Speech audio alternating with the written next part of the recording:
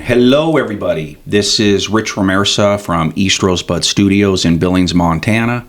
Thank you for joining our East Rosebud Studios podcast. We are coming to you not live as usual. I want to welcome and just really thank my co-host Brandon Booty for continuing to participate in this shit show. I want to thank you. Thank you for having me. I appreciate this opportunity. I like what we have going on. I really do too. We finally got an update we had some travel and we've been busy as shit because we got a huge saltwater fly tying event this Saturday. We've got Mr. Gerbeck from Yellow Dog, Alec Gerbeck, who is the biggest fucking saltwater pro I've personally met. That's awesome. Oh, fuck. This dude, I'm a saltwater angler. I'm avid. We host trips out of the shop, but the two saltwater fly tying guests, three saltwater fly tying guests we have this Saturday, Alec Gerbeck, Doug McKnight out of Livingston, and then an in-house tire friend, superb angler and saltwater tire John Arkins will be here this Saturday tying up some bugs. Alec he just got back from more guiding on the Seychelles. So he's been busy. Busy? You know where the Seychelles are? I don't. Fuck, man. It's over by Somalia and shit. Oh, shoot. Black Hawk Down, motherfucker. I'm serious. It's the quintessential saltwater trip in our sport is the Seychelles. And Mr. Gerbeck has a ton of experience both guiding, fishing, and tying bugs for that region. That's like saying, I've been fucking Pam Anderson for 2 years. Yeah. And, he'll be tying some inside guide bugs, you know what I mean? Very, very, very inside. By the time our audience hears this, all 17 of you, and by the way, we've bumped to 17. We're bumping up. Yeah, well, we peaked at 21, and then we lost 4 because of terrible boredom. No, it happens. It does. Yeah. That's what the rating said. So we appreciate the people that are listening. The fly tying event will be over by the time this gets broadcasted out there, but I'm very excited to have these 3 pros tying in the shop this Saturday. So today we're going to do something a little bit different, right? Yeah, I'm excited. Well, you're excited. I am. Yeah. Wow. Well, tell me what we're going to do, because you've only casually mentioned it to me. Yeah. Well. I've known Rich for quite some time. He's so busy that personally, and I think a lot of the audience feels the same way too, I've never had the opportunity to ask Rich about the origins of the fly shop, who he is as an angler, and I've always wanted to pick his brain about everything. So you're gonna pick my brain. Yeah, on some things, yeah, definitely. Get to know you better and pick your brain. Okay, all right. So I'm ready. You ready? I'm fucking ready. All right. We're I'm actually gonna say a story about the impact you've had on me since I first started fly fishing. Okay. I remember, This is sincere.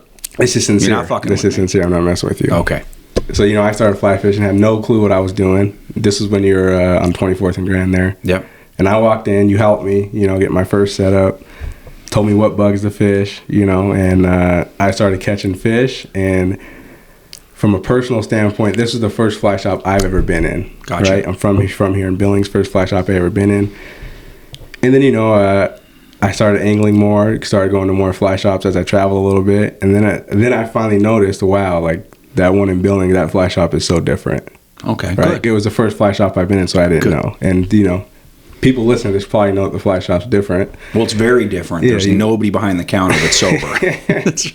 Well, most fly shops you walk in and they're quiet, reserved, different atmosphere, kind of like a library, you know what I mean? And yours, you walk in, you're playing rock and roll. It's a, huge fly tying selection. It's just different. But the main difference of the fly shop is the character and the style that you bring. Well, thank you. That means a lot.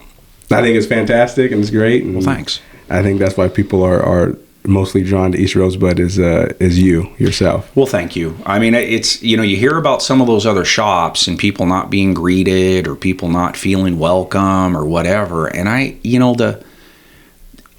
a retailer, motherfucker. Yeah, right. I got shit on pegs with price tags on them, and I got a cash register at my counter. So, these standoffish type attitudes in retail settings, especially in fly shops.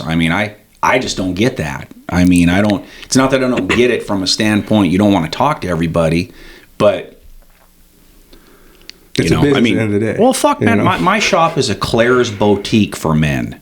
There you go. That's a great way to put it. And, fly shops have heavy impact. They have heavy influence with people. I see it. I see it. We really do. But at the end of the day, you have to be good to people. You have to get to know people. And that starts with, hi, how are you? Yeah. So I'm not really sure, again, why there's a strategy other than what we've done here, which is just bread and butter service. Yeah. That's it. At the end of the day, the best dollar is the returning dollar. Yeah, right? I say it all the time. I want the long dollar, and I just really do. We want people to get what they need. We want to support people because other than a couple of personal things I got going on, obviously relationship, there's just nothing that impacts me like fly fishing. So I know how heavy it is with people. Yeah. I get it. And we want people to feel comfortable so they engage in the sport. And it's a hard sport. It takes practicing and honing your game. Yeah, it takes a lot of failure before you can succeed. Well, and fucking allocating time, going out there every week, getting good. Most people don't do that. And you can't lose it if you stop for a while. I feel like, at least some of it. Yeah, I mean, you got to definitely keep trying to get better. So thank you for that. That's our customer service model is inviting. That's how we make money. That's how we make friends. That's how we develop relationships with people. Well, I think you do a great job at it. Well, thank you, because I'm sure we're diminishing some of that with this fucking terrible podcast. That's all right. Lose a few, gain a lot, hopefully. Okay, yeah, I like that. I'll take it. All right. So, first question I asked you is just how did you get started into fishing in general, or? Yeah, I did not fish as a kid at all. Not at all. Definitely had, some fly fishing influence in my family because I'm from Red Lodge ultimately, but just didn't fish as a kid. And, I kind of got into my late 20s and I just wasn't doing anything. My kids were getting older. Wasn't bored. I just wanted to start doing something recreationally, and I'm not the basketball at the Y guy. So I decided I wanted to start fishing. So like a lot of us, I literally just started fishing with bait. Just as dumb as that sounds really fucking dumb now, but back in the day, I just didn't really know what else to do. And then a friend of mine started getting me into some lure fishing. So I kind of did that for a couple of years, and I remember going to a local fishery here with him on the first day, and he's like, cast that fucker right up under there. And holy fuck, that brown trout came right out for it. And I saw that shit, and that was it. I was a lure guy. And then after a couple of years, I go to the Bighorn for the first time. And this is 25 plus years ago, so this is like the mid-90s. And the Bighorn back then was busy, but it wasn't the shit show it can be now during April through October. It wasn't quite like that. So I go down to the Horn with my buddy, got my red and white Mepps lure, and I hear about all these big fucking fish. And I'm on an area called the Breakfast Hole that's very common right down from the Afterbay. And it was the first time in my life I saw these fucking big rainbows eating mayflies. I mean, I couldn't fucking believe it. I'm standing right here, and here's these beautiful, like kind of almost deep red, purple banded rainbows just rolling, eating these bugs right in front of me. I mean, it was a big pot of fish. I didn't know what the fuck was going on. I mean, really. And I'm casting my Mepps out there, and every once in a while, like there's a bunch of them up, so nick one or foul hook one, that kind of thing. But I'm sitting there, motherfucker, you're kidding me. They're not eating this shit. I mean, I've caught hundreds of trout on this lure, and here's all these beautiful fish, and they won't touch this fucking thing. And then I see this dude just walk up casual. He starts fishing the flow into this big pool. Cast, mend, tick, tick, bam. Brown trout. Lets it go. Cast, mend, tick, tick, tick, boom. Brown trout. Lets it go. And I saw this fucker catch about 10 of these in a half hour. Dead serious. And I look at my buddy and I hand him this reel spin setup. A good one. I'm like, you can have this. I'll never fish this again. Because the thing about fly fishing is, fly fishing coming into it to some people is straight up intimidating. I can't do this. There's too much to learn. I can't believe they eat those little things. Just there's a million reasons why. I see it in people when they come in. But that's part of the service model. You have to give people the confidence that they can do it. And me watching that dude that morning on the breakfast hole, I did not need any more confidence that I could do this, because what this fucker was doing, I can do easy. And that's really what started me fly fishing. And I never cast anything but a fly in the last 25 years. That's awesome. That's awesome. That's it. That's how it started. Awesome. Simple as that. And how old were you at this time? Shit. That was 95 or 96, so late 20s. I'm a beautifully seasoned man in his late 50s. Well, that's a pretty good story right there. That's the fucking truth. I mean, again, I had like a little bit of a fly fishing history between my grandfather and my dad, but it was just this, lures are easier. I don't want to get into this fly fishing thing that is snobby and difficult, and I don't understand, and I want to catch fish now, and that whole thing. But watching that dude, that was over. Yeah, I can understand that. That's it. And then from there, it was just... From there, it was full just... force, it was fly fishing? Manic. Yeah, I mean, the challenge and the sport element to fly fishing was what hooked me. I mean, you want to catch trout, you want to do all this, but at the end of the day, something about casting that weighted line. Just that. There's a beauty to it. There is. And there's a feel to it, and there's a sport to it. And I think that's why a lot of lure guys, gals ultimately end up going to fly fishing, is because once you get competent at a good spin rod cast, I mean, what can't you do? That's true. That's true. What can't you do from damn near any place you're standing? That's another thing. Yeah. I mean, it's like when people are like, do I need waders and boots? You do, because you have to be in the stream bed.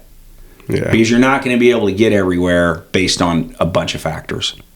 But that's what got me in the sport, and I became avid, like a lot of people that walk through our door every day. They just, recreationally, they live for that shit. Yeah, you've probably seen a lot of people who, like me, you probably don't remember when I first came in. What I do is I love to see the development with people. I do. I mean, and yeah, there's some money in it for me. There is. But at the end of the day, long dollar. You want people to come into the sport and benefit from it. And if you're good to them, you're their shop. Yeah. And seeing the joy of them progress, Big time. the joy they have when they catch something. Yeah, that's awesome. So then how long were you fly fishing before you decided, hey, let me open up a retail location? Jesus. Or how what was that process? I probably fished a decade to 12 years avid. Bought the raft, bought the drift boat, went through the whole thing. And historically, I've worked in the retail sector in just a couple of different genres. And, I looked at my competition here locally, and I'm like, I could beat those fuckers with half my brain tied behind my head. And that was really it. And the pushback I got to doing this would blow you away. There was a lot of pushback. Oh my God, there's... Where was it coming from? Was it vendors? Oh my God. I mean, of course I knew who to carry. Yeah. Right? I buy good shit. And I'll give you an example. I call the, at the time, Simms representative, who's a good dude. He's an intense cat, but he's a good dude. He's not with them anymore. And I said, hey, I'm blah, blah, blah, and I'm going to open blah, blah, blah. And the motherfucker said, I've got 2 good Simms dealers in town. Why the fuck would I open with you? And that was the start of me understanding the club I was trying to get into. Yeah. So that was I called the Sage territory rep, who doesn't rep anymore for them, but he's a good dude. Worked with him for years. Same thing. I want to carry Sage rods. I'm a naive little bitch. The dude replied to me, when you fax me your signed lease, I'll talk to you. That's tough. So all these hoops to jump in, gain the vendor's trust. You're not going to get anybody unless you're in a marketplace that doesn't have anything. If there's a good vendor, if there's good dealers there for some of these top tier brands, you ain't getting them right away. Yeah, because they can make those other shops mad too, right? That happens.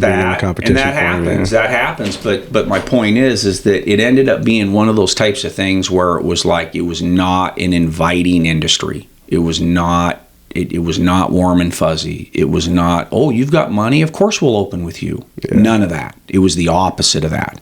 So it'd be very easy for somebody to say, "Fuck it." Because I did not get to open with Sims. I did not get to open with Sage. I did not get to open with key vendors. And, there's a couple of guys in the marketplace who were established. One of these motherfuckers was just a dickhead. I understand him protecting his territory and everything, but it was a tough intro into the business, primarily with vendors, primarily with getting the goods you would need to pull this shit off. Because let's be real. In my opinion, in my territory, if you don't offer Sims waders and boots, you ain't even fucking in it. You can think you're in it, and you might make it, but they're a dial mover. That's how that shit works. So, okay, yeah, that's right. So that was the most difficult part about getting into the biz. Well, I wasn't expecting that. It makes sense, but I wasn't expecting. Sure, I persevered. I opened with a bunch of B and C grade, brands. Maybe some I still have. Maybe some aren't even in biz anymore. But that is, I had a friend of mine who wipes with C notes. I mean, this dude wipes with C notes. Don't think I'm kidding. That's right. Pay all our bills, motherfucker, and never even know it. Right? And I said to him, hey, I'm going to open this up, and you want to partner, you want to help fund me a little bit, blah blah blah. We're tight. And this dude knows me, and he knows how good I can be. And he looked right at me and he says, "You really think you can compete with those guys?"